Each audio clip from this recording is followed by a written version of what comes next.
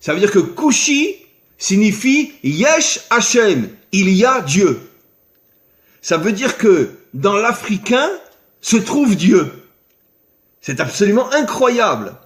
Dans les peuples africains se trouve le Dieu authentique qui a pour nom Yudke Vavke. Incroyable. Ça veut dire que caché à l'intérieur des peuples africains se trouve le véritable Dieu.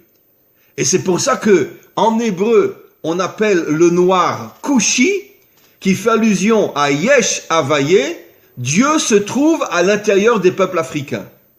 Incroyable. Incroyable. On va aller plus loin.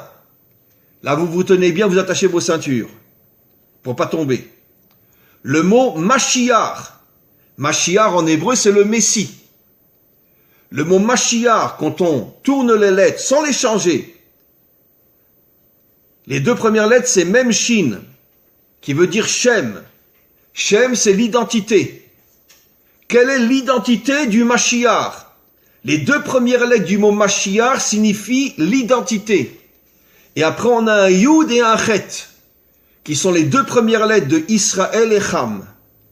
Israël, Yud, Cham, l'origine des peuples africains, comme on va le voir dans quelques instants. Ça veut dire que le Mashiach porte l'identité du peuple d'Israël et des peuples africains.